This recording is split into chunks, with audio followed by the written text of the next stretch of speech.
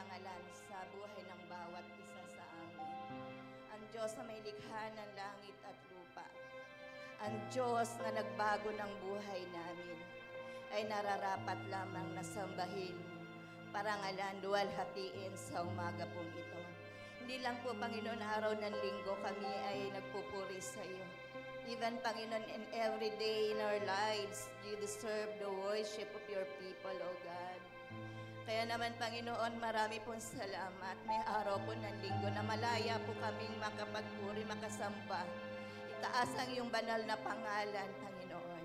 Ang makapangyarihang pangalan, Lord. Walang iba kundi ang pangalan mo, aming Panginoong Jesus. Marami pong salamat, Lord, sa oras pong ito. Na nandito, Panginoon, kami upang patuloy ka namin, Panginoon, sambahin. Hayaan mo, Lord, bago po kami makinig ng iyong buhay at banal na salita. Ang puso namin, ang aming isip, ang aming kaluluwa at espiritu ay patuloy mong ihanda, Panginoon.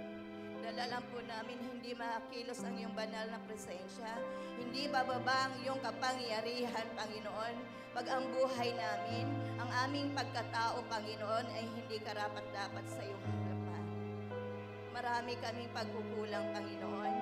May nagagawa kaming kasalanan na hindi nagbigay ng kaluguran sa iyong dakilang pangalan.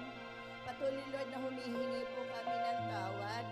Hugasan mo po kami, Lord, na yung banal na dugo na natigis sa krus ng Kalbaryo. Hayaan mo, Lord, na idamit mo sa amin ang damit ng katwiran upang kami, Panginoon, ay malaya makadulog sa biyaya ng iyong trono sa umaga po ito.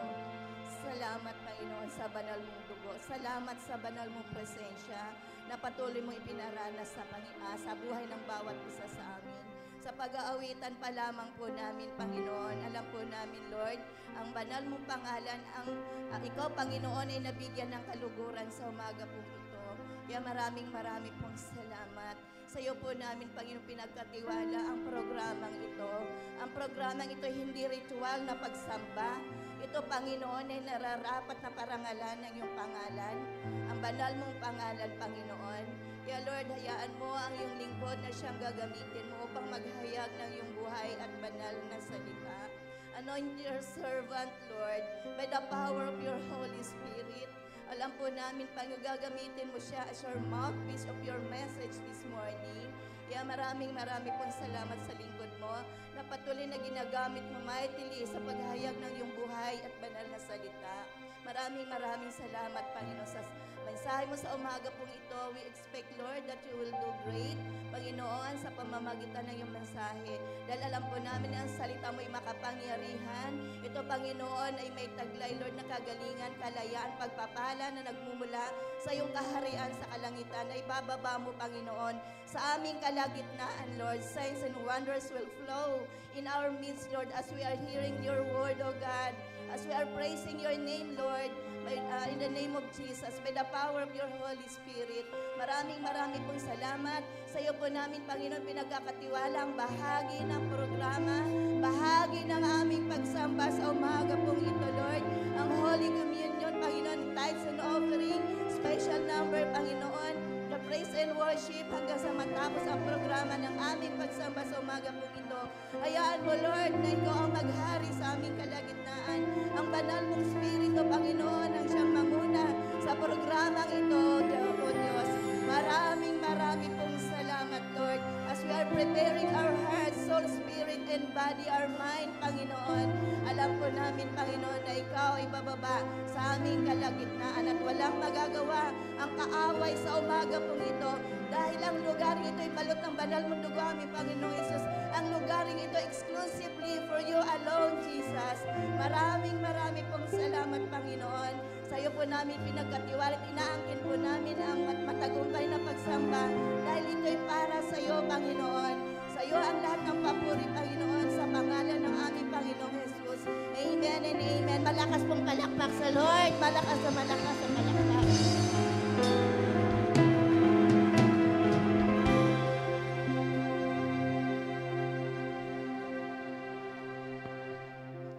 Praise the Lord. Palakpakan natin minsan pa po ang Panginoon. Praise God. Praise the Lord. Praise the Lord. Praise the Lord. Praise the Lord. Makakaupo ho tayong lahat. Isa ho mapagpalang umaga po sa buhay ng bawat isa po sa atin. Are you excited this morning? Ang tema ho natin sa buwang ito ay parang parang pinagbiyak sa atin ho mismo pinaka-tema ng ating anibersaryo. Nito po nakaraang last Sunday of April. Dahil ang atin ho pinaka-tema ngayon ay it is about revival, a call to intentional soul winning. Everybody say intentional soul winning. Minsan pa po, intentional soul winning.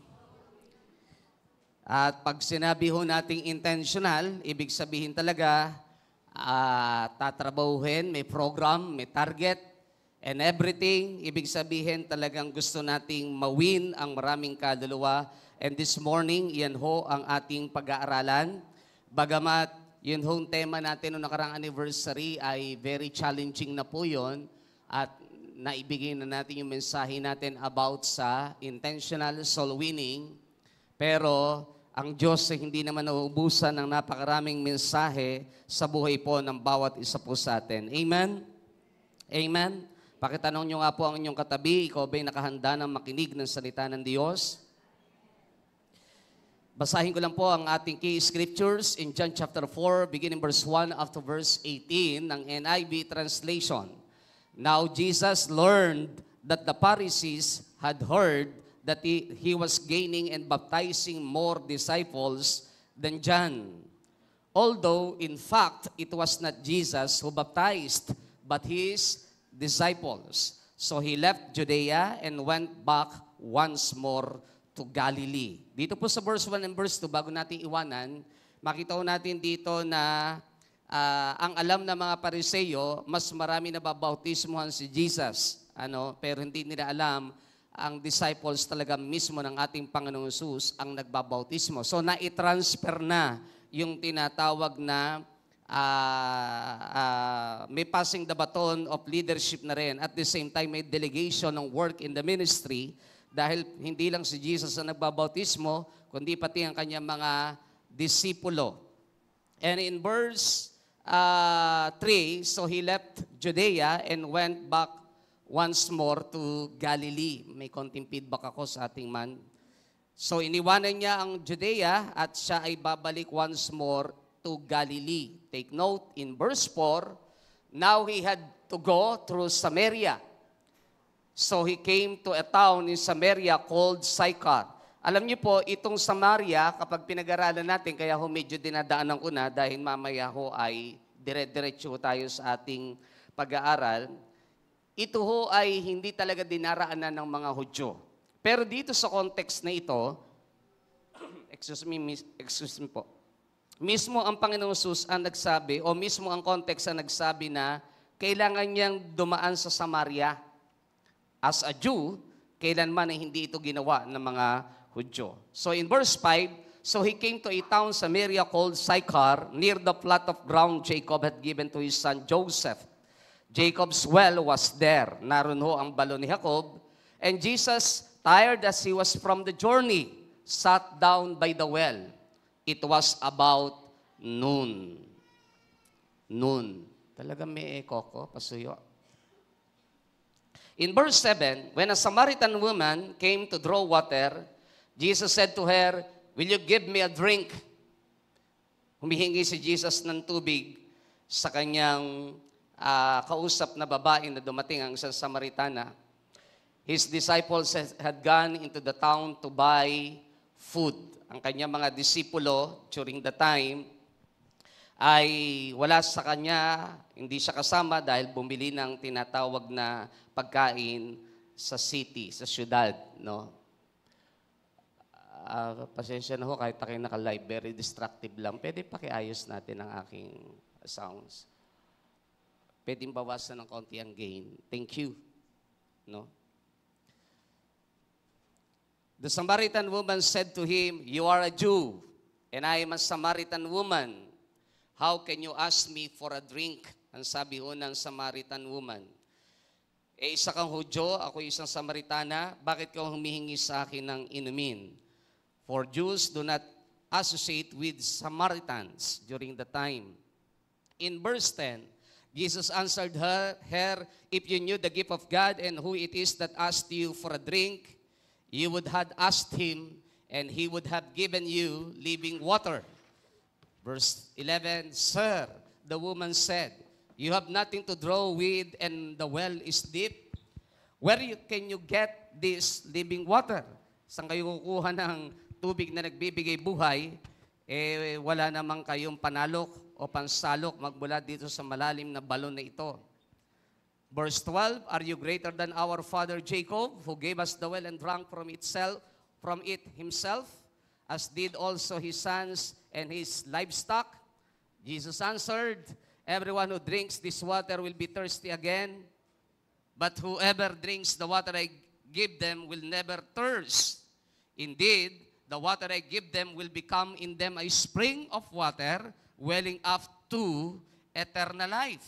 Verse 15, the woman said to him, Sir, give me this water so that I won't get thirsty and have to keep coming here to draw water. Ang sabi ng babae, pwede bang bigyan mo po ako ng tubig para hindi na ako muling mauhaw at hindi na ako babalik muli para sumalok sa balong ito? He told her, sagot ng ating Panginoon Jesus in verse 16, Go, call your husband and come back. Verse 17, I have no husband, she replied. Jesus said to her, You're right when you say you have no husband. The fact is, you have 5 husbands. And the man you now have is not your husband. What you have just said is quite true. Ang sabi ho ng ating Panginoong Jesus. Let God bless the reading of His Word. John chapter 4, beginning verse 1, up to verse 18 ng NIV translation. Dito po sa chapter na ito, sa kasaysayan ng The Samaritan Woman, dito natin kukuhanin ang mostly na mensahe ng Diyos this morning. Amen? Malinaw ho ba ako sa inyo? Praise God. Pasensya na ho kayo, pag nagbabago yung tunog ng aking audio, ako mismo nadidistract eh. Hindi ho sanay yung taing ako. No? John chapter 4, verse 1 up to verse 18. Okay, dito sa ating pag-aaralan, baka konti pang dagdag ng treble. Medyo numipis ng konti ang aking tinig. Dito ho sa ating pag-aaralan, thank you. Okay na yan. Dito ho sa ating pag-aaralan na intentional soul winning, tingnan lang ho natin ang ilang mga foundational scriptures. 1 Peter 3 verse 15, ano nga ba talaga ang nais ng Diyos sa individual na buhay ng bawat isa po sa atin? But in your hearts, revere Christ as Lord. Revere Christ as Lord. Always be prepared to give an answer to everyone. Everybody say, always be prepared to give an answer to everyone. Bakit kailangan kang handa na sumagot sa sino mang, ang sabi ron, who asked you to give the reason for the hope that you have. Yung magtatanong ng patungkol sa iyong pag-asa, dapat meron kang kayang isagot patungkol sa iyong pag-asa o sa iyong kaligtasan o sa iyong buhay o sa tinanggap mong buhay mula sa Panginoon o sa relasyon mo sa Panginoon. But do this with gentleness and respect. Pero gagawin mo yan na magbabahagi ka ng iyong testimony, ng iyong patotoo, ng iyong pag-asa, ng iyong karanasan sa Panginoon with gentleness and respect. Everybody say gentleness and respect. Take note the word, but do this with gentleness and respect. Dahil mamaya ho, mahalaga ang mga salitang yan kapag ang pinag-aralan natin ay intentional soul winning. Intentional soul winning. Dahil minsan iniisip natin, Pastor, madali na yung soul winning, madali na mag-share ng Word of God.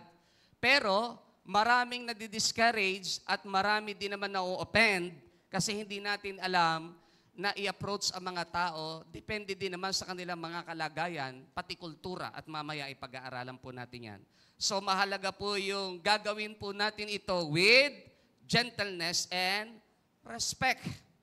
Another foundational scriptures, 1 Peter 3:15 NIV translation, but in your hearts, parang pareho lang ata yan. 2 Corinthians 5:20 NIV, we are therefore Christ ambassadors. Everybody say, Christ ambassadors. As though God were making His appeal through us. Parang ang Diyos daw po ay umaapila, o namamanhik sa mga taong pwede natin makausap in paraphrasing. Sa mga taong pwedeng makausap natin, umaapila ang Diyos, namamanhik sa kanila, nangungusap, kumakatok sa kanilang puso through us, sa pamamagitan po natin. So, we are God's ambassadors representing our Lord, representing our Lord Jesus Christ, representing the God na kung saan ay nagmahal ng buong mundong ito. So, dapat tayo po ay mabuting host. Sabi nga po natin ay good host of God pagdating sa tinatawag na pangangaral, pagsishare ng gospel ng mabuting balita. We implore you on Christ's behalf, be reconciled to God. We implore you on Christ's behalf, be reconciled to God. So, mismo si Pablo namamanhik na kung merong unang dapat connected sa Diyos, kung merong unang dapat may tamang relasyon sa Diyos, ay ang taong maghahayag ng mabuting balita, and that is the Christ ambassadors. Sabi mo sa katabi mo, ikaw yon. Be reconciled to God. No? Ibig sabihin, hindi pala po pwede ang naghahayag mismo ng mabuting balita ay malayo sa kanyang ipinapahayag kumpara doon sa kanyang sinasabi, malayo yung buhay. So narinig natin before sa ating anniversary, kaya ko po naalala yung anniversary natin dahil ito ang halos topic natin noon. Napaka-imposibleng maniwala ang mga tao sa atin kung mismo sa buhay na ito hindi naman nakikita ang pagiging tunay na mananampalataya at Kristiyano. Imposibleng makakain natin silang lahat dahil mismong tayo ay hindi kinakikitaan ng pagiging tunay na Kristiyano. 2 Timothy chapter 4 verse 5 NIV translation, but you keep your head in all situations, endure hardship, do the work of an evangelist. Everybody say, do the work of an evangelist. Minsan pa po, do the work of an evangelist. Discharge all the duties of your ministry. So si Paul nagpapaalala kay Timothy, keep your head in all situations. Kahit ano ang sitwasyon ng buhay, dapat mas mataas ka doon. Dapat mas above ka ron. At dahil above ka ron, may mga problema man, may mga pagsubok man, you have to do the work of an evangelist. So ang ibig sabihin, kahit may pagsubok, may problema sa buhay, may mga challenges, ang pagmiministeryo ng pag-aakay ng kaluluwa at paghahayag ng mabuting balita at pagsishare ng mabuting balita, dapat sa buhay ng bawat isa, hindi ho natin ito kinakaligtaan. Hindi natin pwede ikatwiran, mahina ako ngayon. Hindi natin pwede ikatwiran, wala akong ngayong pera. Hindi natin pwede ikatwiran, ako mismo maraming problema. Hindi ho Ang sabi ni Paul, Timothy, keep your head in all situations. Keep your head in all situations, endure hardship, and do the work of an evangelist. So no one is exempted. Ang paghahayag ng mabuting balita, ang pagpe-pray, ang pagwa-one-on-one evangelism ay walang dahilan, walang reason para may humadlang. Dahil napakahalaga sa Diyos na may maligtas na isang kaluluwa sa bawat araw ng ating buhay. Ito ho ang napakaganda Keep your head in all situations.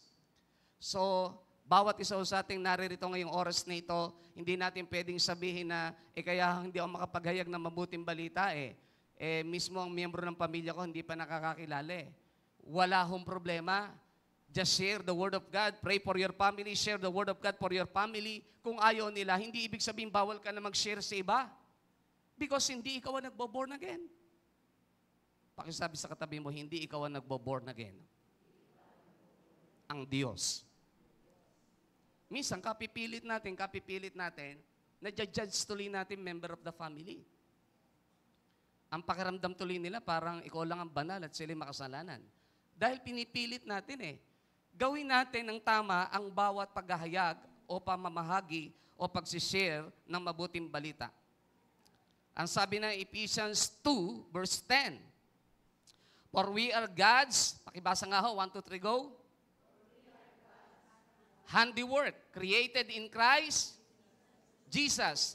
Ano ho kasunod? To do which God prepared in advance for us to do. Napakaganda ho niya. For we are God's handiwork. Ay, grabe ho yun. Obra maestra of the living God. Gawa po tayo ng Diyos, created in His image, in His likeness. Created in Christ Jesus to do. At alam niyo ho ba kung ang pag-uusapan ang pinakamabuting gawain? Wala hong iba kung hindi number one.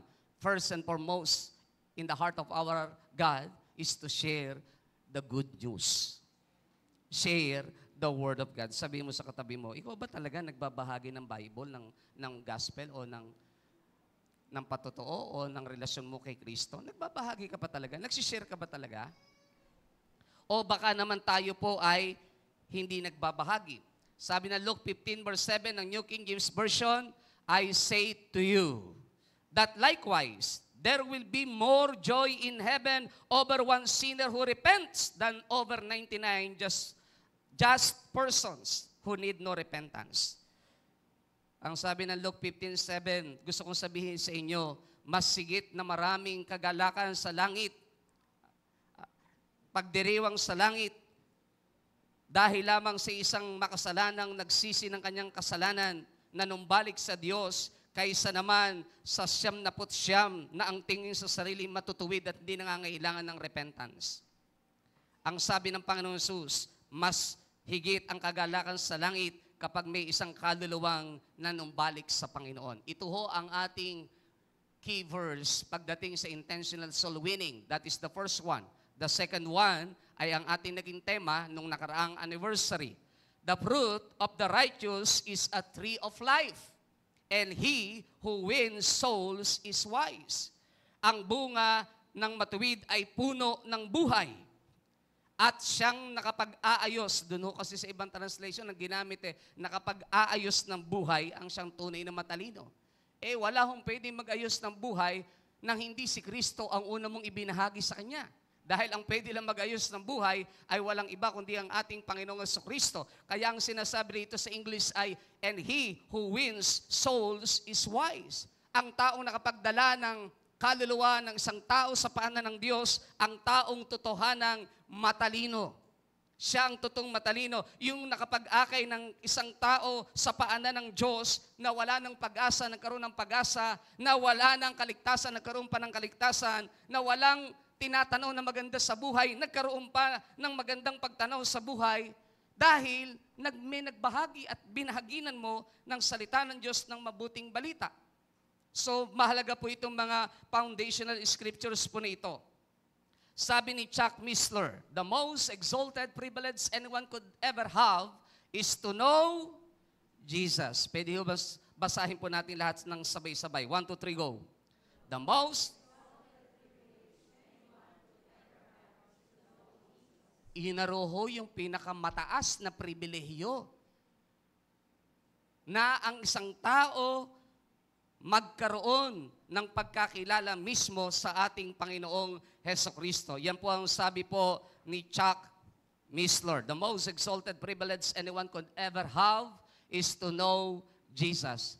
So kaya ho, wala tayo talagang ibang dapat focus, kundi ibahagi ang ating Panginoong Hesukristo. Alam naman ho natin, ang sabi ng John 3:16, for God so loved the world, that He gave His only begotten Son, that whosoever believeth on Him should not perish, but have an everlasting life.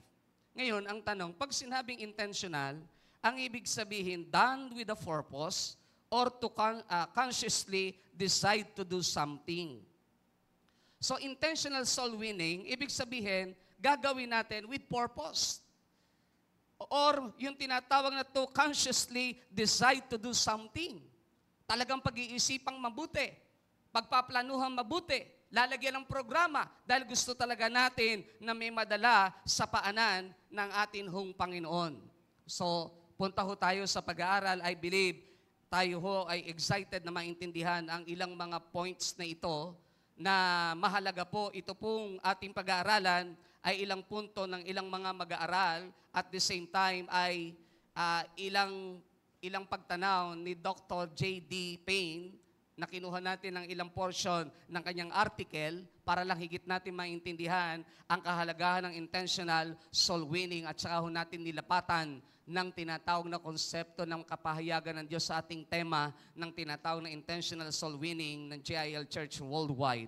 A call to intentional soul winning. Everybody say once again, a call to intentional soul winning. Simulan po natin.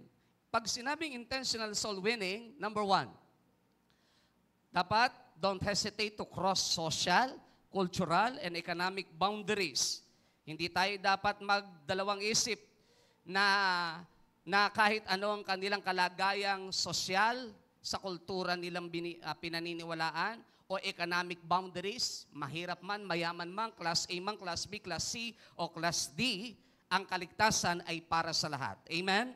Ang kaligtasan ay para sa lahat. Dito po sa John chapter 4 verse 9 ng NIV translation, the Samaritan woman said to him, "You are a Jew, and I am a Samaritan woman. How can you ask me for a drink? For Jews do not associate with Samaritans during the time." Hindi kasi nakikipag-ugnayan, na wala ho yung isang close, side ng close parenthesis. Hindi ho kasi nakikipag-ugnayan ang mga Samaritana sa mga Hudyo o ang Hudyo sa Samaritana during the time. So please listen. Ang early church, pag pinag-aralan natin, naunawaan ng early church at maging ng ating Panginoon Kristo ang kahalagahan ng kultura. Mismo ang Panginoon Jesus at ang kabuuan ng Apostolic Church, even the early church, alam nila, they knew the value of culture in the communication of the gospel. Mahalaga po na kilala natin kung sino binabahagi na natin. Ano yung kanilang paniniwala, ano yung kanilang kultura, napakahalaga nun. Ano po?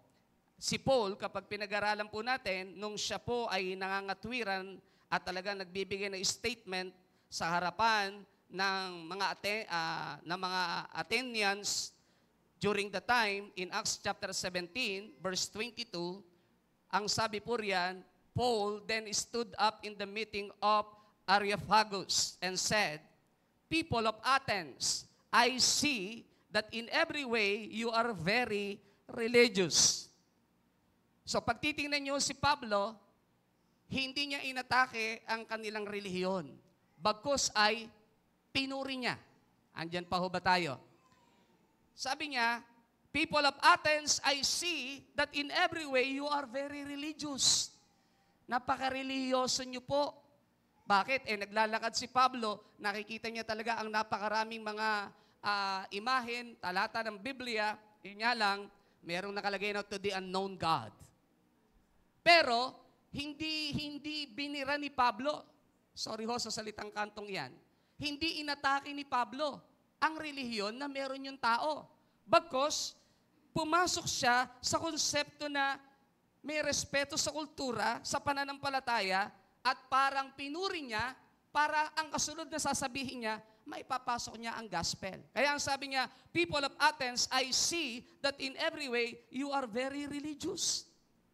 You are very religious, ang sabi po ni Paul. So dito makikita ho natin, si Paul mismo, yung pag-a-address niya dito sa mga Athenians na tinatawag hearers, hindi niya in-address na maraming alam si Pablo ng talata ng Biblia kagad Kasi scholar siya ni Gamaliel, matalino si Paul. Alam niya ang Ten Commandments, ang Decalogue. Pwede niyong sabihin, yan ho mga rebulto niyo na yan, hindi ho tama yan Hindi ho dapat sinasamba yan Hindi ho yun ang approach ni Paul. Andyan pa ho ba tayo? Bagkos si Pablo, ang ginawa niyang approach, parang kinuha pa niya yung atensyon at parang pinuri pa niya na ang tingin ko ho ay kayong lahat ay relihiyoso. So ibig sabihin, nakuha ni Pablo kaagad ang heart ng Athenians dahil hindi niya binira ang kanilang pananampalataya. Bagkos, pinuri niya, pero may kasunod ho yun. Dadalhin ho ni Pablo kung ano ang mensahe na meron po siya. Ano po? Doon ho sa Acts 17:28 to 29, si Paul hindi kumukuha ng ibang kultura o konsepto na meron during that time kasi kilala niya kung sino audience niya Ang binanggit ho niya dyan, nung po siya ay nangangaral sa people of Athens, pagdating ng verse 28-29 na Acts 17, ang sabi niya, "For in Him we live and move and have our being." Tingnan niyo po ang sabi niya kasunod, as some of your own poets have said, we are His offspring. So ano ginamit ni Pablo? Pati kanilang kasabihan, pati kanilang paniniwala. Hindi siya kumuha ng iba kasi yun yung kanyang audience. So, ang sabi niya, as some of your own poets have said, we are His offspring. But, may kasunod ho yun. Therefore, since we are God's offspring, we should not think that the divine being is like gold or silver or stone, an image made by human design and skill. Ang galing ho niya doon. Kapag pinag-aralan natin, kumbaga sa with respect, ipinapakita ni Pablo na galing sa inyo lahat ng paniniwalang ito na tama naman. Pero hindi ibig sabihin tayo God's offspring, iisipin natin siya ay gawa sa ginto, sa pilak, sa bato. Ang galing ho ng pasok. Andyan pa ho ba tayo? When we share the gospel, and when we talk intentional soul winning, kailangan kilala ho natin kung sino kaharap natin. Kung ang isang tao, alam mo natin, manang na manang 50 years, 60 years nang naroon sa kanyang relihiyon, at pagpasok mo ng loob ng tahanan niya, punong-puno ng napakaraming images, you don't have, nakagad ay birahin ang kanilang paniniwala at sabihin, naku, pakiramdam ko mukhang naririto ho ang impyerno. Wala hong ganon. Andyan pa ho ba tayo? Huwag ho tayo masyadong extreme at spiritual minsan. Na para ho bang ang gusto natin lahat, para tayo si Gideon, na Jeroboam, na lahat ay dinudurog na on the spot. Case-to-case basis po yun. Andyan pa ho ba tayo? Case-to-case basis. Ano po? So si Paul, alam niya kung paano i-address ang culture. Alam niya kung paano i-address ang tinatawag na economic boundaries, even yung kanilang social culture na tinatawag. In Acts chapter 16 verse 1, being aware of the various cultures of the people, kung saan ka nagsasalita, sino ang kausap mo, kung ikay nag-evangelize. In Acts 16 verse 1 NIV, then Agrippa said to Paul, you have permission to speak for yourself. Ito po yung time na si Pablo po ay binibigyan ng pagkakataon na magsalita. Tingnan niyo po yung sumunod. So, Paul motioned with his hand and began his defense. Mahalaga po ito sa intentional soul winning. You know why? Sapagat during the time, ang respeto sa isang nanunungkulan ay mahalaga. At bago ka magsalita, you have to raise your hands. Andyan pa ho ba tayo? Alam ho natin, dapat ang kulturang ginagalawan natin, sino pinuntahan natin, ano ho ba ang kanilang paniniwala? Alam niyo ho, si Pastor Michael ho ay may aaminin sa inyo na isang kahinaan kasi hindi ko talaga nakalakhan. Ako ho kasi hindi lumaki ho talagang palamano.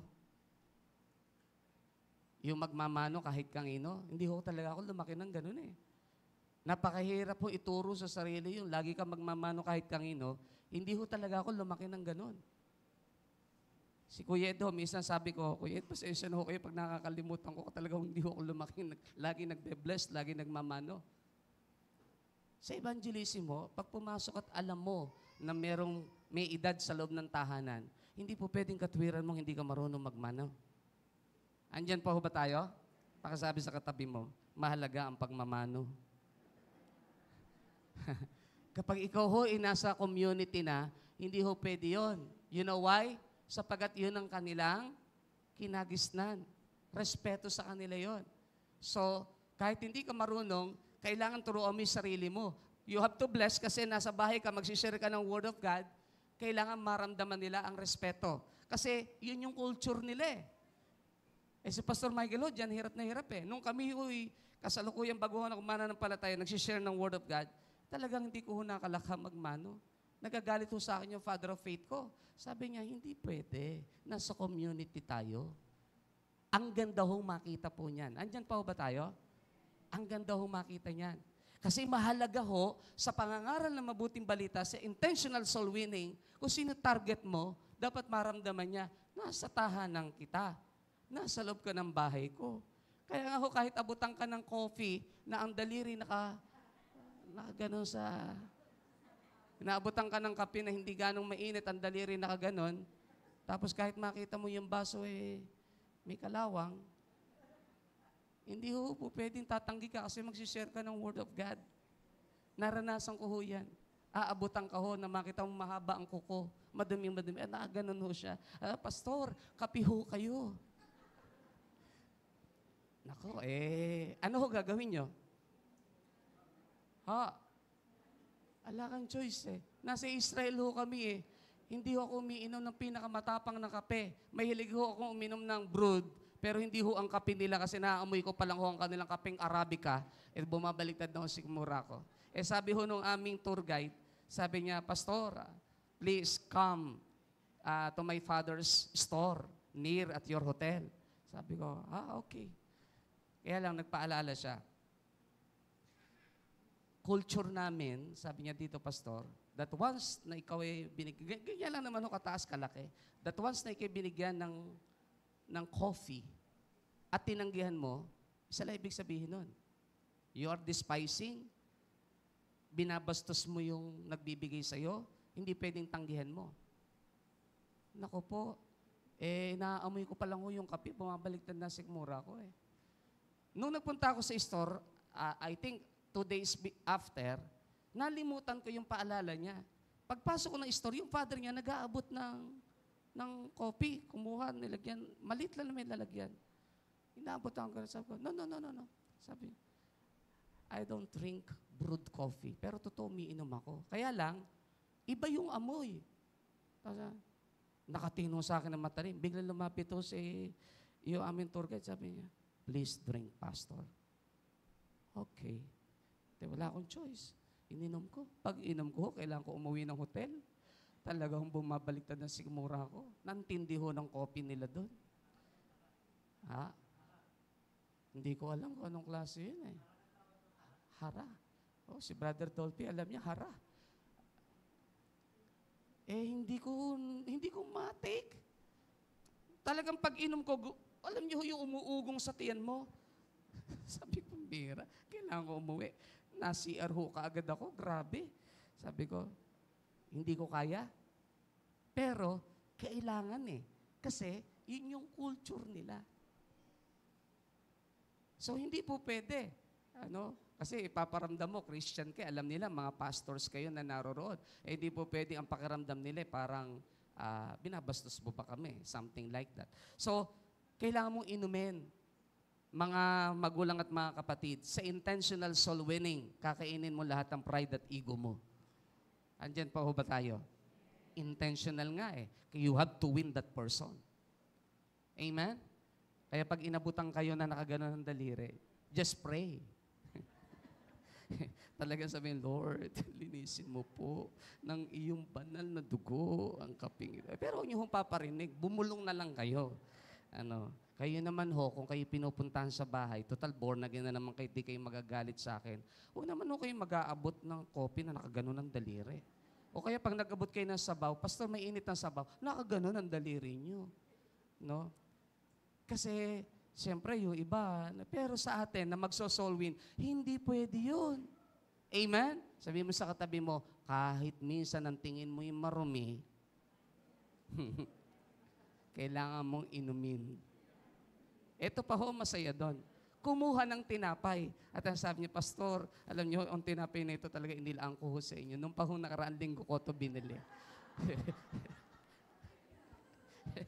Talagang gagana pananampalataya mo. Nung pang nakaraang linggo binili di ba? Sarap nung tinapay nung last 7 days na binili. Ngayon ho, ang karaniwan yung mga pan ngayon, 4 days, 5 days na lang kung napapansin ho ninyo. Tapos yung kanya 7 days. Ang sarap ho nun. 7 araw, tsaka ipapakain sa'yo. Pero kailangan mo ipakita ang sarap ho. Intentional soul winning Kaya ho talagang tatanggalin mo arte sa katawan mo yung mga pagpunta ng bahay mo, para ka nakikipagpikong gano'n, Alam niyo na ibig ko sabihin. Imagine that, 3 anak na maliliit. Pastor, pasok ko, naku, pasensya na ho kayo, hindi ako sige ho. Ganyan-ganyan ka. Kasi lahat meron tumpok. Masaya ang buhay ng pag-aakay ng kaluluwa. Amen? At lagi ko hong pinapaalala, pag mag-aakay kayo ng kaluluwa at nakakita ho kayo ng mga magagandang tuta, huwag niyo hong papansinin ang magandang tuta. Huwag niyo hong gagawin na naku, ang ganda ho ng tuta ninyo ah. Marami ho pala kayong tuta. Huwag ho yun ang pansinin nyo. Masisira evangelism nyo. Kasi aalokin kayo, gusto nyo ho ba ng tuta? Ikaw naman, ha? Okay lang ho ba? Magtututaan na lang kayo. Huwag ho ganon. Pag may lumipad ng manok, huwag nyo pupurihin yung manok. Delikado ho yan. Mga experience ho natin before yan, galit na galit ho ako sa team ng evangelism team. Lumipad ang manok, pinuri ang manok, nag-uusapan na lang sa manok hanggang itlog na pinag-uusapan. Wala ng evangelism. May hiya ka eh. Lalo na yung mga kababaihan ngayon, ako, plantitas, kalalakihan. Pag nagpunta ho kayo ng tahanan, huwag pupurihin ka. Ang ganda ng halaman niyo po ah. Hindi ka pa nag-share ng Word of God. Halaman ka agad din nakita mo. At sabi niya, marami ho ba kayo nito? Huwag naman ho ganon. Sabi mo sa katabi mo, huwag ka magpaparinig. Pangit yan sa soul winning. Ah? So yun ho mga lumalabas house to house. Pasensya na ho kayo, kahit takin naka-live, kailangan natin itong pag-usapan eh. Wag ho halaman ang pinag-uusapan at para bang gusto mo agad kung ano yung halaman ng pinuntahan mo. Sabi mo sa katabi mo, bawal yun. Pangit yun. Hindi maganda yun. At nung aluking ka, ala ka man lang pakunwari at hindi ka man lang nag-pretend ng konti o medyo nagano. Nung aluking kay oras ang sabihin sa iyo, gusto niyo ba? Naku, sister, huwag ka na nga muna. Kagad, kinukuha mo kagad. At ilalagay mo kaagad kung may tricycle kang dala, whatsoever, naku, tapos isishare mo ng pagmamahal ng Diyos. Kapatid, paano mo naman sisira ng pagmamahal ng Diyos yun? Kinuhanan mo kaagad. Andyan pa ho ba tayo? Kaya nga ho, lagi natin sinasabi, yung mga nagso-soul win. Pasensya na ho, kailangan ko itong gawin eh. Yung mga nagso-soul win, wag ho yung pupuntahan nyo, magsishare kayo ng Word of God. Pagkatapos, ang iaalok nyo, insurance muna bago kayo mag-share ng Word of God. Paano naman ho tatanggap kay Jesus yun? Insurance. O kaya alokin mo kagad. Kuha ko kayo sa akin ng lipstick. O kaya ho ng ano. Hindi ho business ang inuuna pagkaka-soul winning. Pag soul winning, kahit may pagkakataon for business, kinalilimutan. Amen? Dahil nakapokus ka sa intentional soul winning. Dahil kapag naramdaman ng tao na may kailangan ka lang, kaya ka pumunta, hindi na maniniwala sa iyo yun. Andyan pa ba tayo? Pangalawa, intentional soul winning, sensitive to the fears, hurts, and concerns of others while speaking the truth in love. Ano ang ibig sabihin? John 14:16-18. He told her, ang sabi ni Jesus, go, call your husband and come back. I have no husband, ang sabi ng babae. She replied, Jesus said to her, you are right when you say you have no husband. Tama ka naman. The fact is, you have 5 husbands. And the man you now have is not your husband. What you have just said is quite true. Tingnan niyo po. Pagdating ho sa sumunod na verse 19 and verse 20, iba na ho ang usapan. Pinakita lang ni Jesus na alam ko naman ang sitwasyon mo. Pero hindi doon nag-focus si Jesus. Itinuloy yung conversation. Nang sabihin ng babaeng, sa tingin ko po, parang kayo isang Misaya o propeta. So, hindi na nag-focus si Jesus about her life. Why? Given ang situations. So, anong ibig sabihin? Sa soul winning, sa intentional soul winning, hindi mo kinakailangang mag-focus at maramdaman ng isang tao na given naman at alam ng marami ang kanyang buhay. Pagkatapos, ididiin mo pa ang kanyang kasalanan. Ang mapipil niya condemnation. Dapat ikaw, sensitive ka, careful ka doon sa pwede niyang maramdaman, yung takot, ayaw nga niyang pag-usapan, o kaya naman yung tinatawag na mga hurts and concerns niya sa buhay, hindi kinakailang i-highlight. Andyan pa ho ba tayo? Dahil pag naramdaman ng taong i-highlight natin ang buhay nila, ang feeling ko nila, we are condemning them. So pag napil nilang parang hinahatulan sila, ginajudge na sila, hindi ho natin sila mawiwin. Alam ho nila yun eh. Andyan pa ho ba tayo? So walang feeling ng holier than thou, na para bang ikaw yung banal, at para bang ikaw lang yung magaling, at para bang sila ay makasalanan lang, at hindi karapat-dapat. In Luke 19:7, all the people saw this and began to mutter, he has gone to be the guest of a sinner. Take note, natatandaan niyo ba kung sino pinag-uusapan dito? Si Zacchaeus, as a tax collector. Kumain siya kasalo ng tax collector. Natatandaan niyo ho ang context? Any word na natatandaan kayong binanggit ni Jesus ang kanyang buhay? Any word na natandaan kayong kinondem ni Jesus ang kanyang buhay? Actually, ang sabi ho ng context, pumasok lang si Jesus sa bahay ni Zacchaeus, nagtawanan, nagkaroon ng fellowship, pinaramdam lang ni Jesus na, Zacchaeus, kahit ikaw ay isang makasalanan, tax collector, corrupt, you are welcome into the kingdom of God. Hindi tinakil ni Jesus yung kahinaan ni Zacchaeus. Si Zacchaeus mismo nakaramdam ng kahihiyan, pero walang binabanggit si Jesus. Bigla siyang tumayo at sabi niya, okay, sabi niya, kinuha niya yung pera niya doon sa pader at sabi niya, kung meron po akong dinaya, sabi niya, babalik ko po ng ika-10 beses, wala akong problema. Siya mismo nakaramdam ng repentance, pero walang binabanggit si Jesus. Pumasok lang sa kanyang tahanan. At ang sabi ho ng verse 9, Jesus said to him, today, salvation has come to this house, because this man, too, is a son of Abraham. Tax collector, corrupt. Pero ang sabi ni Jesus, ang taong ito'y lipi din ni Abraham. Anak din nila ni Abraham. Ano ipinapakita ni Jesus? Para sinasabi niyang, Zacchaeus, kahit ikay nagkamalit, nagkasala, huwag mong kakalimutan, ikaw ay bahagi ng lipi ni Abraham, anak ni Abraham. Ibig sabihin, hindi dapat yan ang buhay mo. Dapat ito buhay mo. Pero hindi yun ang pinpoint ni Jesus. Ipinakita ni Jesus na, welcome ka. Welcome ka sa kayo sa tahanan ng Diyos. Ang galing po nun. Andyan pa ho ba tayo? Tayo ho, when we do intentional soul winning, napakahalaga po. Sensitive tayo doon sa mga kausap po natin. Careful tayo sa mga kausap natin. In Luke 7:34 NIV translation, the Son of Man came eating and drinking, and you say, he is a glutton and a drunkard, a friend of tax collectors and sinners. Ang ganda ho nun. A friend of tax collectors and sinners. Si Jesus hindi niya ikinahiya yun. Dahil hindi naman niya ginagaya ang buhay ng tax collectors at ng sinners. Pagkos, wini-win sila na maramdaman nilang kahit sila'y makasalanan, kayo ay bukas pa rin sa tahanan ng Diyos. Magkaiba ho ang pakikisama sa pakikisama. Madalas kong ipaliwanag yan kapag sa Filipino subject. Magkaiba ang pakikisama na maragsa kaysa sa pakikisama na mayroong senyales ng mabilis na pagbigkas. Ano ang senyales sa Pilipino ng maragsa? Nakaganon ho. Natatandaan niyo pa ho ba yan? Okay. Magkaiba ang salitang pakikisama, magkaiba ang salitang pakikisama. Magkaiba ho yun. Ang pakikisama, iwin-iwin mo sa parang ito, yung tax collector, yung tinatawag na sinners, nakikisama ka sa kanila, ipinaparamdam mo sa kanilang, hindi tayo naglalayo, magkaibigan pa rin tayo. Pero yung gawa mo, hindi ko pwedeng gawin, hindi ko pwedeng tularan. Pakikisama na po yun. Magkaiba ho yun. Ang Kristiyano, nakikisama pero hindi nakikisama. Amen? Dapat malinaw ho sa atin yun. Hindi po pwedeng, Pastor, isang lagok lang. Saan ba nagsisimula ang isang bote? Hindi ba sa isang lagok lang din? Sabihin mo sa katabi mo, huwag kang lagok ng lagok.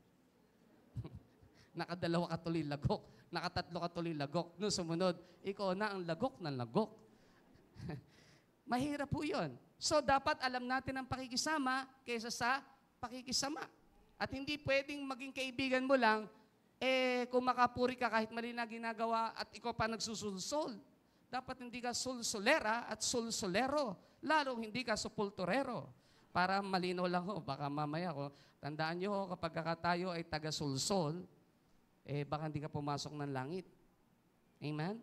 Si Satan lang yung taga-sulsol yung bulong ng kung ano-ano. So, yung mga tao na nami-meet natin, hindi sa lahat ng panahon kailangan nilang ma-feel na hindi sila belong kasi makasalanan sila. Dapat nga nilang maramdaman, sabi ni Jesus, sino ba nangangailangan ng doktor? Ang malusog ba pangangatawan, ang walang sakit o ang may sakit? So tayo, yung ibang kapatiran natin, hindi ko muna nakita natin ang kasama niya, manginginom. Tamong kasama niyan, babaero. Hindi ko mo yun ang kasama niya, judgmental kagad tayo. Mali bang gawin niya yung ginagawa niya, doon na mali. Pero kung ang kasama, walang problema. Tayo ho, against tayo sa homosexual na isa batas ang same-sex marriage. Ngayon, sa bayan ng Giginto, grabe, nagkasal pa mismo. at nagpasa pa ng ordinansa. Gagalit ho tayo doon. Pero tanungin niyo si Pastor Michael ho ba may kaibigan na homosexual? Yes.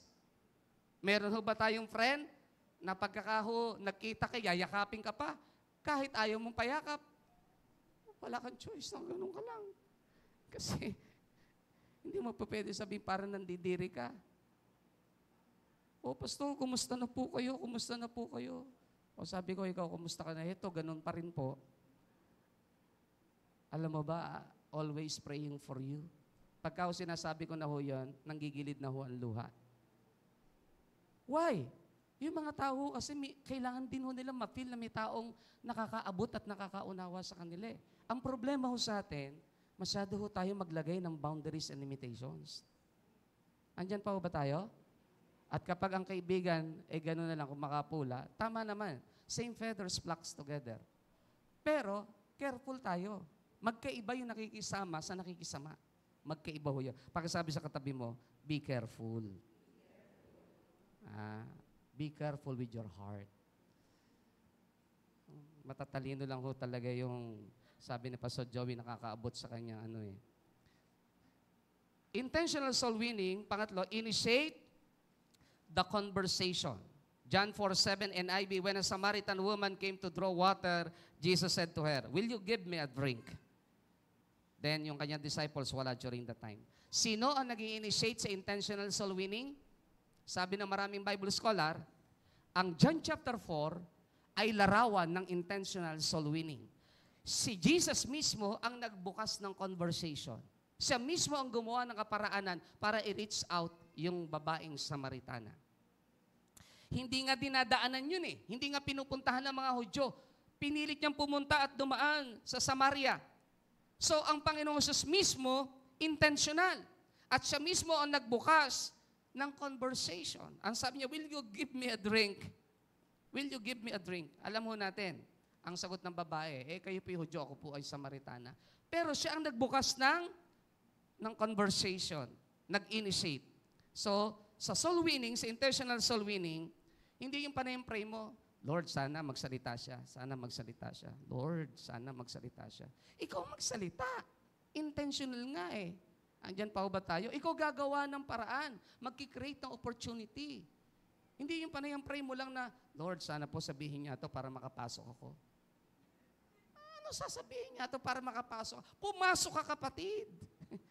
Ikaw mag-share. Intentional nga eh. Ikaw ang magbubukas ng usapan. Sabi nga nila, ikaw ang babangka. Di ba marami sa atin mahilig bumangka? Alam niyo ba ibig sabihin nun sa salitang kanto? Gusto mo, ikaw yung salita ng salita. Gawin mo sa intentional soul winning. But kailangan spirit-led. No? In Acts 4:31, NIV, "And when they had prayed, the place was shaken, where they were assembled together, and they were all filled with the Holy Ghost. And they spake the word of God with boldness." Boldness. Acts chapter 1 verse 8, alam natin, "When the Holy Spirit come upon you, you will be my witnesses." You will receive power and you will be my witnesses in Jerusalem, Judea, Samaria, and up to the end of the ages, or up to the end of the uttermost part of the earth. Anong ibig sabihin? Mahalaga na sa intentional soul winning, mag-i-initiate ka ng conversation, but church, careful. Dapat spirit-led pa rin.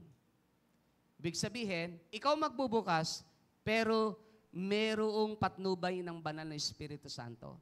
Hindi sariling alam mo lang. Kaya talagang mahalaga dito, kapag kayo nasa intentional soul winning, nagpe-pray ka sa isip at sa puso mo. Huwag ka na magpe-pray na para narinig kang bulong ka ng bulong, baka hindi na sila makapag-usap sa inyo. O yung mga nasa community ha, baka mamaya habang kayo nasa community, habang kayo naglalak, parang, nilalakas nyo pa. Baka kala nila kung napapano kayo, nawawala kayo. Baka kala nila may problema kayo dito. No? Dapat alam natin gamitin ng tama't wasto. Di ba? Dito sa Bulacan nangyari yun. Alam niyo ba yun? Yung bumili. Natatandaan ni Brother Dolphy yan. Sa kanya ko yata narinig yan eh. Yung bumili ng kamote. No? Nagtanong dun sa alin, "Magkano ho ba kamote ninyo?" Sabi nung alin, nung banggitin ng presyo, na mahalan. Sabi ng Christian, lalaki yan. Nagalit yung tendera. Ba't sinasabi niyo hong malaki kamote ko? Ang liit nga ho ng kamote ko eh. Nambabastos ho ba kayo? Nasa tamang paggamit, pati ang speaking in tongues. Kaya tayo minsan napupulaan eh. Mali ang paggamit. Andyan pa ho ba tayo? Magbabayad ka lang sa jeep. Nag-i-speaking in tongues ka pa. Mapaabot nga po, rabarabag kandar siya. Hindi ko po pwedeng ganun. Baka sa susunod, baka pababain ka on the spot. Sabi niya, pambira siya. Hindi ko ganun. Be careful. Mananampalataya ho tayo, dapat alam natin gamitin. Kasi nung araw, uso ho sa jeep, uso sa bus. Sasakay sa unahan. Yung isa, sasakay sa likuran. Uso ho yung intentional evangelism nung araw eh. Kunwari, nun lang nakita, pare, andyan ka pala.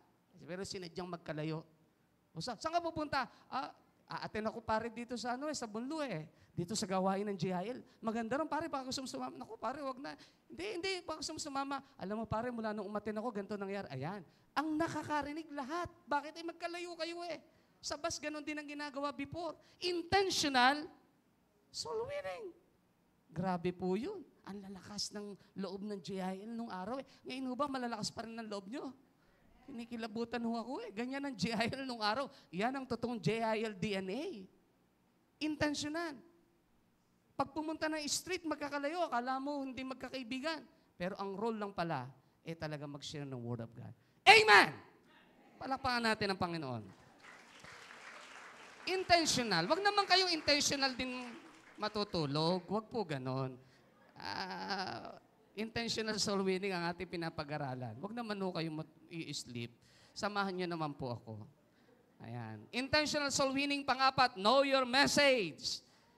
Ang message ni Jesus, living water. Everybody say, living water. Jesus answered her in verse 10, if you knew the gift of God and who it is that asked you for a drink, you would have asked him and he would have given you living water. So pag tinignan niyo po, begin in verse 10. Actually, begin in verse 8, 9 pa lang meron eh. Hindi umaalis si Jesus sa issue ng living water. Pinag-uusapan ng tubig sa balon ni Jacob. Hindi siya umaalis doon. Kasi doon siya papasok sa salvation. Andyan pa ho ba kayo? So tayo, bilang mananampalataya, dapat alam natin kung ano mensahe nating daladala. Alam natin dapat. At hindi tayo aalis doon, hindi tayo liliko doon, hindi tayo magdi-deviate doon. Amen? Walang ibang pag-uusapan. Minsan, kapag nagsisimula na conversation, nangungumusta ka pala, nagkakaroon ka na kagad ng takot, parang hindi mo maipasok ang Word of God. Rebuke nyo sa isipan nyo, sa espiritu nyo yun. Kasi ino-hold ka ng demonyo para hindi ka pa makapag-share ng salita ng Diyos. Pero hindi mo alam, once na binuka mo na ang labi mo, may anointing na ang Lord. Yun ang hindi natin minsan mo overcome. Natatakot tayo. Pero hindi natin alam, once na inopen na natin ang ating labi, ang ating bibig, mayroon na hong anointing ang Lord. Nangungusap na ang Lord. In fact, kung ipinag-pray mo ang paglabas mo sa community o sa kumarit kumpari mo, bago ka palang makarating doon, ang Holy Spirit nangungusap na. Yan ho ang faith natin nung tayo nagpapasimula sa JIL. Kaya nung araw, pagka pupunta ng community, naniniwala ang bawat isang tiyak may bubuksan ng Diyos na gawain sa pupuntahan natin. Yun ang faith. Why? Kasi ang prayer natin, Lord, bago po kami makarating sa tahanan ng iyo, isugo mo na po ang iyong banal na Espiritu Santo at hipuin mo na po ang puso po niya. So, pati yung gusto natin puntahan, pinagpe-pray din natin. Church, one of the most beautiful stories in the Bible is the story of a Samaritan woman who was intentionally met or encountered by Jesus. Intentionally. Napakahalagang makita ho natin na ang evangelism was not a backup plan in case the other good deeds of the church did not work. Hindi ang ibig sabihin kapag tayo po ay nasa evangelism o hindi nagtagumpay, may ibang backup plan ang Lord sa church. No, amen. Iisa lang ang programa ng Diyos to win more souls for Christ. Wala na hong ibang pinatatrabaho sa atin. Malino ho dapat yan sa bawat isa po sa atin. Intentional soul winning, number 5, flexible to the context. Mahalaga po yan, flexible to the context. Si Paul, ginawa po yan, na begin where the people are. Dapat kilala mo yung taong kausap mo, sino yung kausap mo, doon ka magpapasimula. No? Begin where the people are. Si Nicodemus, since ng kanyang background ay yung tinatawag na genealogical account, ang pasok ni Jesus, it is about born again. Kasi ang tingin niya, makakapapasok siya ng langit dahil sa kanyang pinagmulan. Pero unless a man be born again, he cannot see the kingdom of God.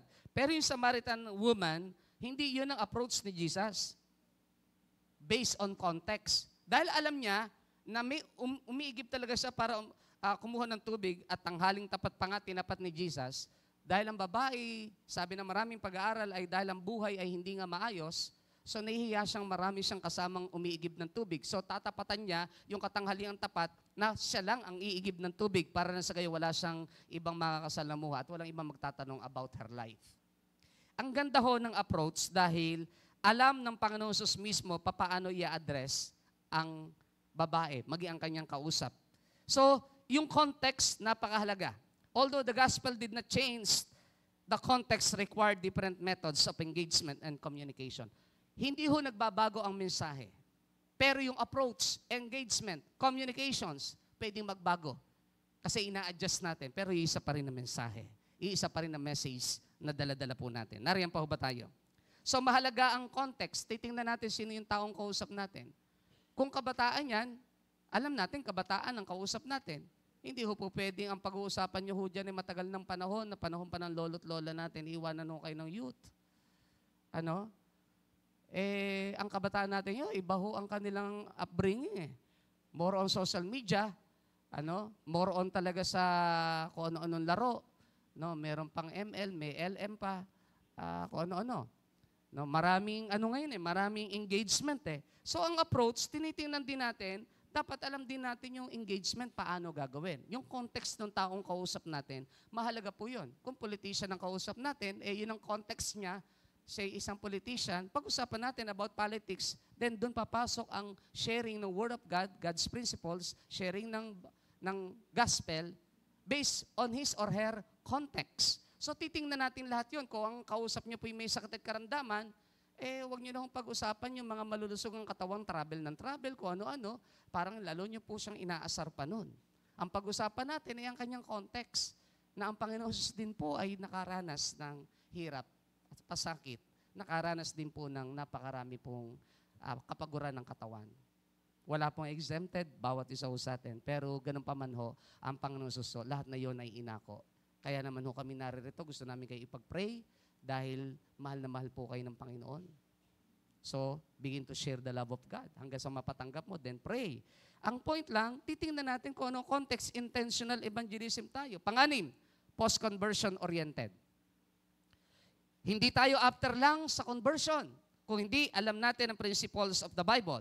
Therefore, go and make disciples of all nations, baptizing them in the name of the Father and of the Son and of the Holy Spirit. So kaya tayo, pag tayo nag-share ng Word of God, after na mapatanggap natin, anong ginagawa natin doon sa tao? Inaakay natin siya. Sinasabi natin na meron tayong life group sa barangay na yon, ganitong oras po Sunday service namin, pwede po ba namin kayong maimbitahan? Pwede ho ba makuha ang cellphone number po ninyo para matawagan ko po kayo, mapaalalahanan? O ngayon, uso na ang messenger. Ano ho ba ang messenger nyo? Ang FB account ninyo kung meron? Bakit natin ginagawa yon? Kasi gusto natin, after na mapatanggap, sila, hindi ng conversion, kundi ma-disciple din. So para sila ma-disciple, kailangan silang umaten ng gawain para lalo pang lumago ang kanilang buhay, pananampalataya. So tayo po, bukas ang isipan natin na hindi lang tayo after conversion. Pero gusto natin silang maging disciples of our Lord Jesus Christ.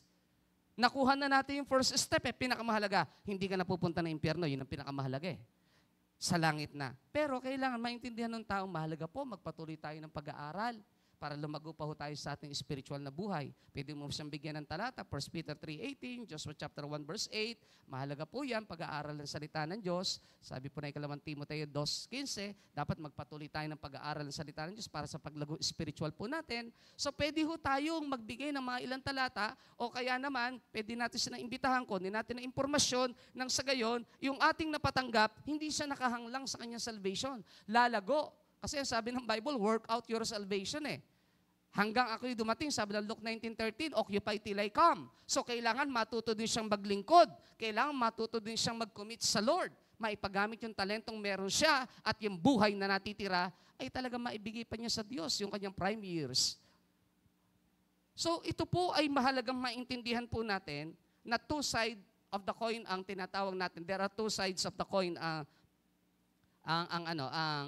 ang evangelism. Conversion and discipleship. And when we talk about discipleship, John chapter 8, verse 31-32.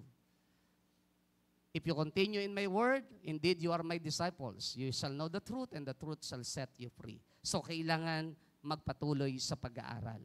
My beloved brothers and sisters, intentional soul winning is not so easy. Pero kung totoong Kristiyano tayo at alam natin ang mandate natin na ito, gagawa ho tayo ng paraan at programa. So, ang challenge ko po sa inyo ngayong umagang ito, sa next Sunday, dahil buong month ho ito ang ating challenge, bawat isa ho sa inyo ay magdadala ng isang bagong mananampalataya. Ibig sabihin ng isang mawiwin ninyo. Ayokong sabihin kaluluwa baka mamaya sabihin niyo may katabi ho ako, pastor. Baka lang po hindi nyo nakikita, kanina ko pa ho siya kasama.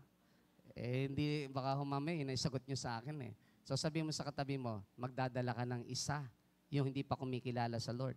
There are two kinds of people in this world. Dapat malinaw sa atin yon. The saved and the unsaved. Wala na ho. Dalawa lang ang klase ng tao sa mundo.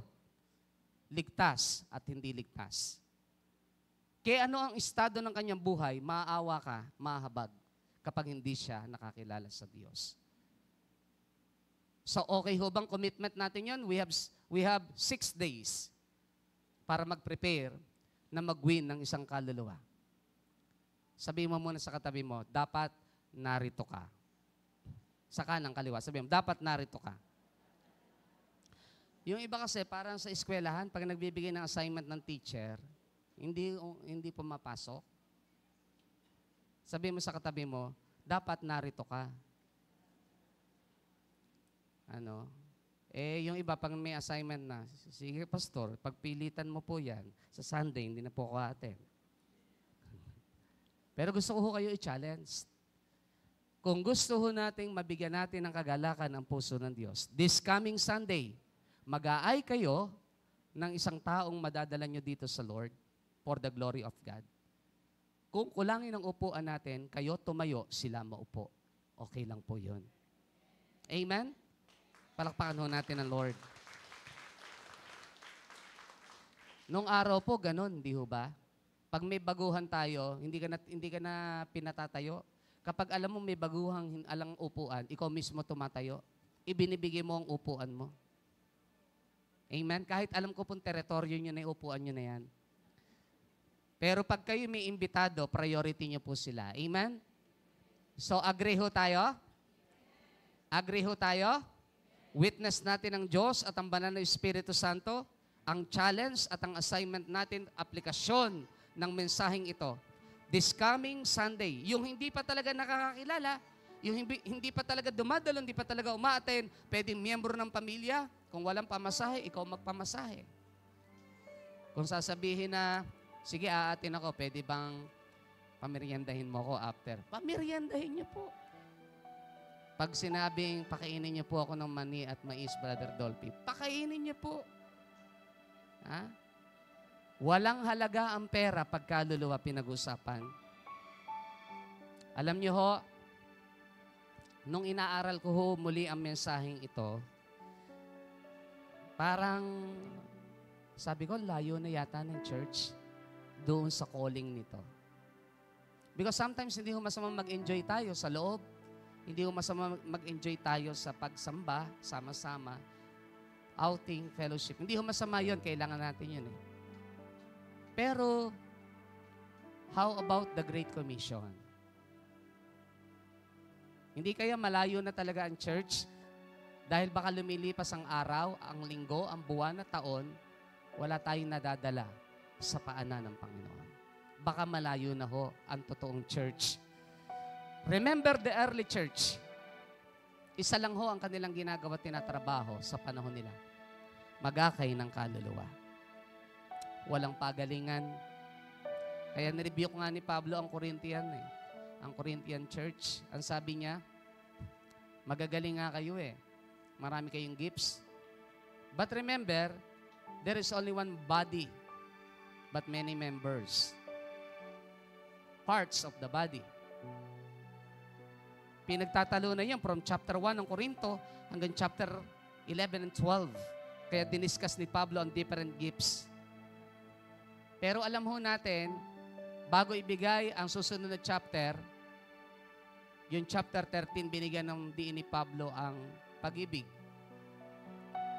Na kahit di kayo magsalita sa iba't ibang wika, makapagpalayas ka man ng demonyo o magsalta ng iba't ibang wika o magpato ng kamay sa may sakitin para praising o mag-move ng mountains, may malaki kang pananampalataya, baliwala kung wala kang pag-ibig at wala kang pagmamahal. So sabi ni Paul, i-desire natin ang pinaka-the best, excellent na gift, and that is the gift of love. That is the gift of love. Kukumustahin ko kayo. Gaano ho ninyo naramdaman ang pag-ibig ng Diyos nang tayo ho'y makasalanan pa, niyakap tayo at iniligtas? Dalihin niyo po iyan sa ibang tao. Hindi kaya masigit nilang dapat maramdamang may nagmamahal sa kanila. Amen? Church, wala tayong ibang goal.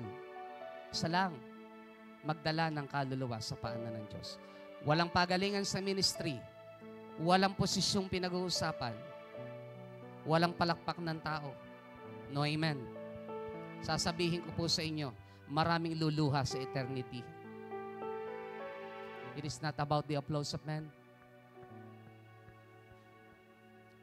Ang lagi lang pinag-uusapan, may nadala ka ba sa paanan ng Panginoon? Alam niyo ho kasi pag may nawin ka sa paanan ng Diyos, yung kaluluwang pupunta ng impyerno, grabe Mismong Bible ang nagsabi Thousands of angels, battalions of angels in heaven ang nagpupuri. And take note, napansin niyo ho ba kung ba't yun ang ibinigay? Before I end, gusto ko pong sabihin sa inyo to. Ang angel ay walang feelings na maramdamang siya ay saved. Wala. Hindi niya naiintindihan kapag ang pinag-usapan ay ang salitang salvation. Kasi sa kanila, pag sila nagkamali at nagkasala, walang kapatawaran. Sa tao, meron. So, hindi alam ng angel ang feeling ng redeemed, ng salvation, na ikaw ay purchased by the blood of the Lamb. Hindi nila naiintindihan yun. Kaya maraming Bible scholar na nagsasabing kapag inaawit yung Amazing Grace, how sweet the sound. Ang sabi ho ng maraming Bible scholar, lahat ng angels sa langit, even the cherubim, yung kanilang mga pakpak ay iniyuyukot, itinatago ang kabuuan bilang pagbibigay galang sa redeemed doon sa mga tinubos sa lupa na umaawit ng kanilang kaligtasan. Dahil kailangan marinig ng Lamb of God. Dahil hindi nila na-experience yun. Hindi nila naunawaan yun. Ang pwede lang makaunawa nun ay tayo pong lahat. And yet, ang sabi sa Biblia, sino unang nagdiriwang sa langit kapag may naligtas? Ang anghel na hindi naramdamang sila'y tinubos at pinatawad. Pero nagdiriwang. How much more kung tayo makawin ng isang kaluluwa? Ano pakiramdam natin? Alam natin dati ganon din yung buhay natin. And yet naakay mo ngayon. Ano pakiramdam nyo? Hindi ho ba masigit na dapat nagdiriwang ang buong Kristyanismo, ang bawat mananampalataya kapag may isang kaluluwa na nadadala tayo sa paanan ng Lord? Amazing grace, how sweet the sound that saved a wretch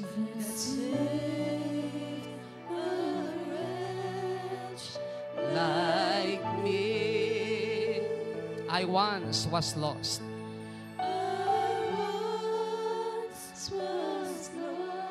but now I find was blind, but now I see.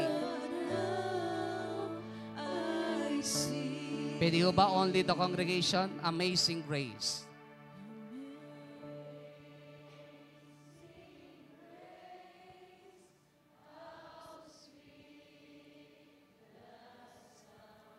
That save our wretch.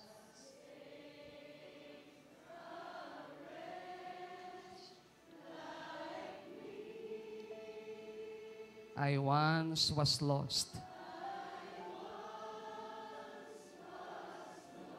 but now I found.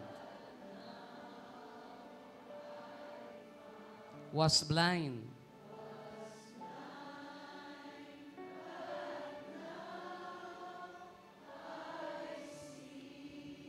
sa oras na ito ay bibigyan ko ho kayong pagkakataong mag-pray sa isang individual na gusto nyo hong madala sa paanan ng Panginoon this coming Sunday. Isipin nyo po kung sino ang pinakamahalagang gusto nyo pong madalang tao sa paanan ng Panginoon. Just bow your head please and close your eyes. Pray for him and pray for her. At hilingin niyo po sa Diyos na ibigay siya ng Lord bilang regalo sa inyong buhay. Pero ang isang katotohanan, sila po ay para sa Diyos. Nagagalak lang tayong mawin sila, kaya sinasabi natin lagi, Lord, pwede bang gawin mong pamana sa akin ang pamilya ko? Dahil naramdaman natin at naranasan nating iligtas tayo ng Diyos. Kaya ganun tayo manalangin. Come on, church. Begin to pray right now. Be intentional this morning.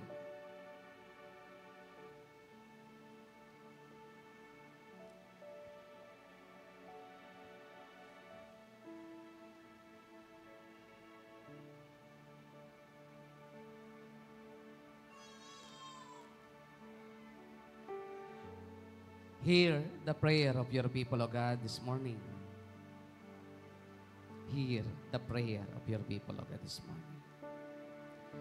Amazing grace, how sweet the sound that saved a wretch like me. Like me, I once was lost. I once was lost, but now I found. Was blind, but now I see. Tumayo po tayong lahat sa oras nito. Amazing grace.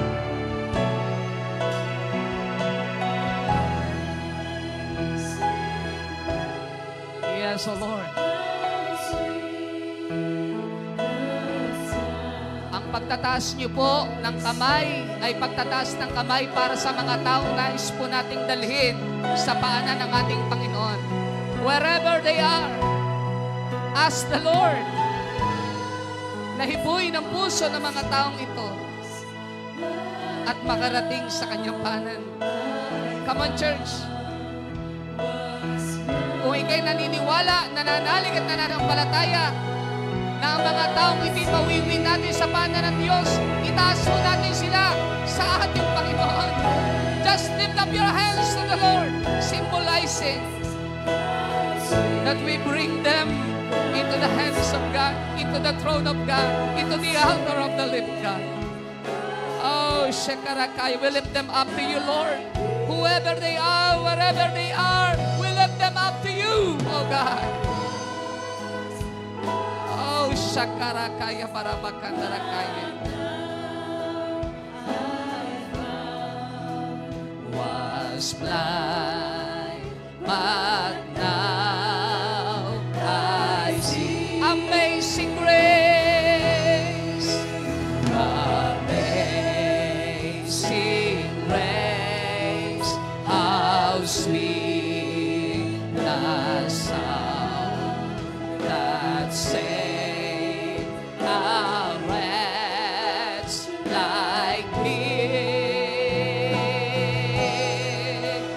I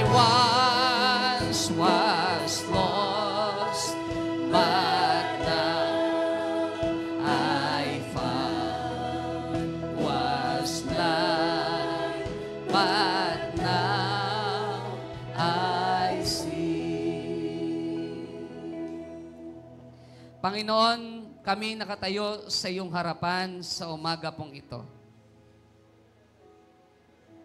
Sakbibi ng lahat ng kahihiyan na malaman namin ang isang katotohanan kung ang mga anghel na hindi nakaranas ng kaligtasan at hindi alam kung paano maligtas, alang pakiramdam kapag ang pag-uusapan ay kaligtasan. Kung sila mismo'y nagdiriwang kapag mayroon pong nanunumbalik sa iyo, how much more na kaming nakaranas ng iyong pag-ibig at pagmamahal. Basahan at maraming basahan sa iyong dakilang harapan. Niyakap mo kaming lahat. Pinatawad sa lahat ng aming kasalanan. Hinugasan. Dinamitan ng katuwiran ng kapanalan. Ang hindi makaramdam at makaranas at makadama ng iba yung kagalakan kapag kami merong nadadala sa iyong paanan.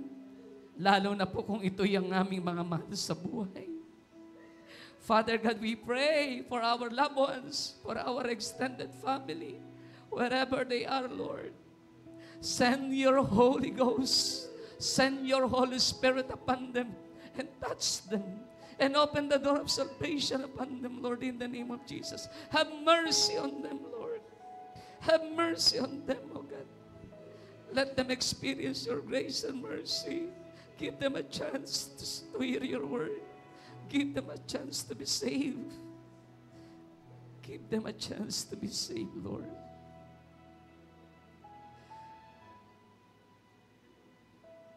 It's high time for us, Lord, for this last day of the last days, Lord, that the church should stand and should fulfill its calling for the Great Commission, Lord. Wala naman po kaming ibang layunin. Hindi ang maging magaling sa ministry. Hindi ang palakpakan ng tao. Hindi ang magaling magturo, tumugtog, umawit, sumayaw. Hindi naman talaga, Panginoon, yun ang pagkakatawag mo sa amin. Tinawag mo po kami para mag-akay ng mga kaluluwang hindi pa kumikilala sa iyo. Na ang buhay ay mabago at magkaroon ng pag-asa sa mundong itong punong-puno ng kawalang pag-asa. Father God, I pray this morning, hayaan mo, Panginoon, let every one of us, Lord, here, who are here right now, O God,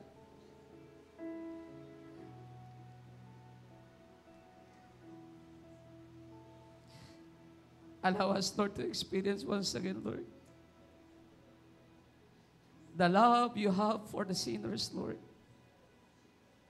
The love you have for the perishing souls. Allow us, Lord, to experience that kind of love, Lord, once again.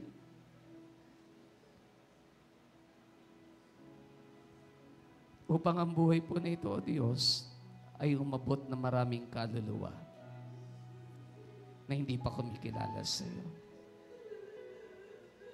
Oh, shakarakaya barabakandarakaya barabakandarakaya. Shakarakaya barabakandarakaya barabakandarakaya. Shakarakaya barabakandarakaya.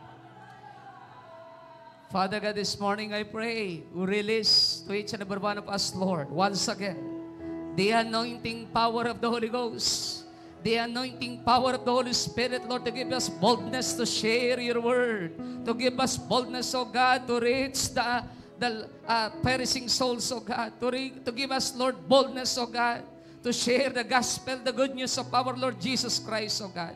Once again, oh God, release to each and every one of us, oh Lord, the compassion of our Lord Jesus Christ, the love of our Lord Jesus Christ, for the perishing souls, for the sinners, oh God, for the unsaved, oh Lord, in the name of Jesus, in the name of Jesus. Lord, once again, oh God, release the power, the anointing power of the Holy Ghost, oh God, in our midst, oh God. Once again, Lord, release, Lord, right now, in the name of Jesus, the anointing power of the Holy Ghost.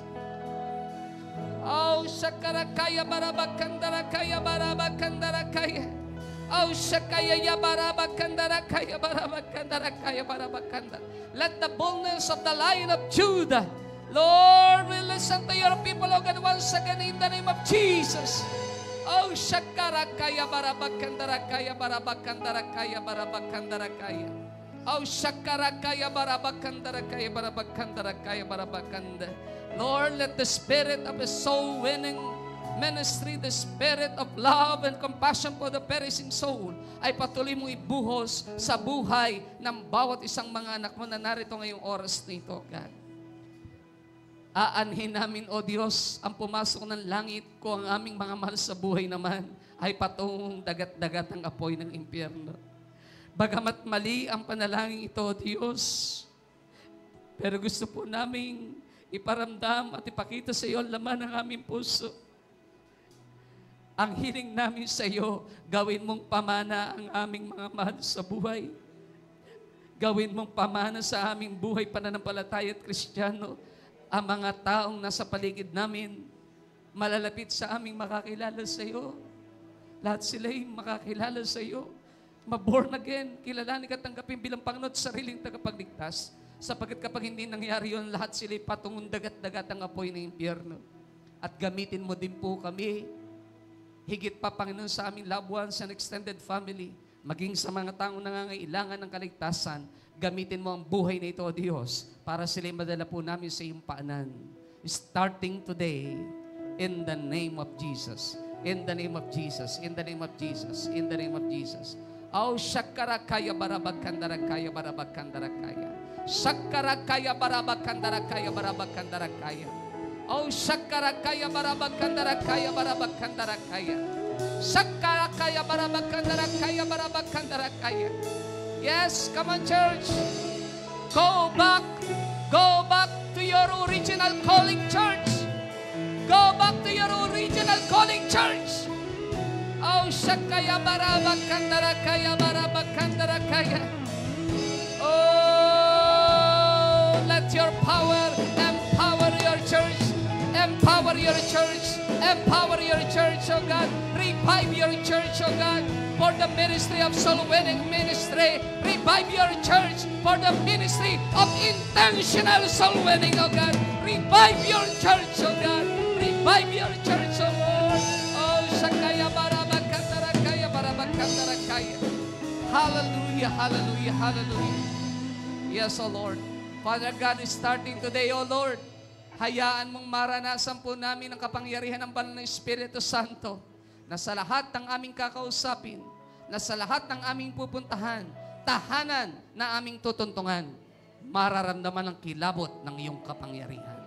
Salamat, salamat, salamat po Diyos. Salamat sa kaligtasan ng mga mahal namin sa buhay, ng mga tao sa bayang ito ng Bulacan-Bulacan. Salamat sa kaligtasan, Panginoon, ng mga taong nangangailangan ng kaligtasan at ng pag-asa, wherever they are, O God. Maraming po salamat. Ngayon pa lamang oras na ito, O God, inaangkin na po namin, maging ang challenge, O God, inaangkin namin sa darating na linggo. Sukdulang tumayo ang bawat isa po sa amin para lamang maupo ang mga bagong mananampalataya sa lugar nito na kasama naming sasamba sa Espiritu at sa katotohanan. Salamat po, Diyos, sa iyo lahat ng papuri, pagluwalhati at pagdakila sa pangalan ng aming Panginoong Jesus. Ang lahat may magsabi ng Amen and Amen and Amen. Mas malakas ang palakpak sa Diyos sa buhay. Praise God, praise God. Praise the Lord. Huwag po natin kakalimutan ang ating pangako sa ating Panginoon, ha? Next week po, magdadala po tayo ng mga bisita